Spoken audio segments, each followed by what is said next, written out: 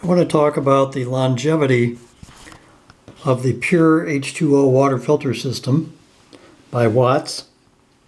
We installed one in our house. Got a Christmas present in 2020, so that's just about 5 years ago, just a little over 5 years ago. My wife has kept the filters replaced on a regular basis. It's easy enough that she can do it herself. After the last round of filter changes, the faucet started leaking. So I ordered a new faucet and installed that. And I will point out it was leaking in the valve, not through the drain hole. The drain pipe to the drain was clear. The way the original faucet was designed, you cannot take it apart to fix it. I bought a replacement one. This time it's stainless steel to match our stainless steel sink, stainless steel regular faucets, and our stainless steel counter, so it looks better. Seems to work very nicely. After I replaced that, the drain valve was running constantly. The automatic shutoff was not working. According to other videos, it was due to lack of pressure in the tank, so I drained the whole system, pressurized the tank. I'd like to point out that most tire gauges are built for cars or bicycles, do not even respond to pressures less than about 15 to 20 psi, so they're pretty useless. I just got this one off the internet. This is from Slime. This is a low pressure gauge. The range is 1 to 20 psi, so it should be able to read the lower pressures that are needed. The recommended pressure for the tank is 5 to 7 psi, which this will read quite accurately.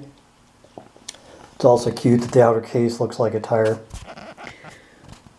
After pressurizing the tank, the automatic shutoff valve still was not working, so I had to shut the water feed off every time we got water out of the system to get the ASO to shut off. I ordered a new ASO valve. It arrived today and installed very easily. I'd like to point out that if you need to replace yours, this is probably the easiest part to replace in the entire system. This is the original ASO valve from Watts.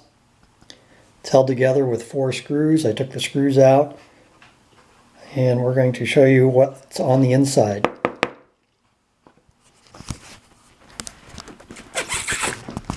Great, it's stuck. There we go. So there's 5 parts on the inside. We're going to start from the screw end. This is where the screw heads go. This piece, you can see right through it.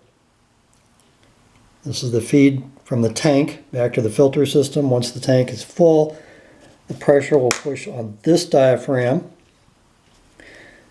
This diaphragm pushes on this little button. The other end of that button pushes on this diaphragm. This diaphragm pushes on the inside of the valve body, the automatic shutoff valve body.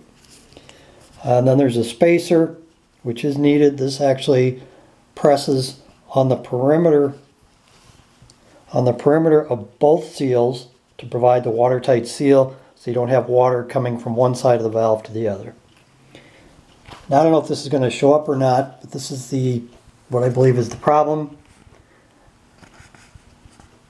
This is the business end of the diaphragm, and it is just completely covered in microscopic cracks. They don't go clear through the rubber, but it's aged out. Yeah, you can kind of see some reflections of the cracks there. Anyhow, this part is surely not obtainable anywhere. In some worlds they call this unobtainium. The entire valve was only about 12 bucks on eBay. I did want to take it apart to see why it failed. I was expecting maybe the gasket would have been completely torn through, or there would be a big buildup of calcium or lime in the valve, but there wasn't. It's just worn out. Rubber was not built to last. I'd like to point out that this system is 5 years old. It's considerably cheaper to replace the leaking faucet. That was about 40 bucks. And this valve for about $10 or $12. And to buy an entire new system, which is now on sale at my local home store for $180. It's also far easier to replace the worn out parts than it is to replace the entire system. Of course, the filters are still the major expense. Overall, we're very happy with the water filtration system. According to the documentation, it filters out around 98% of all the contaminants. My wife has gone through kidney stones, which was probably due to drinking our local water, the city water, for close to 35 years. One possible downside is that the filter seems to filter out everything, which probably includes the fluoride. So both of us are now starting to experience more dental work. If you're anti-fluoride, this is the system for you.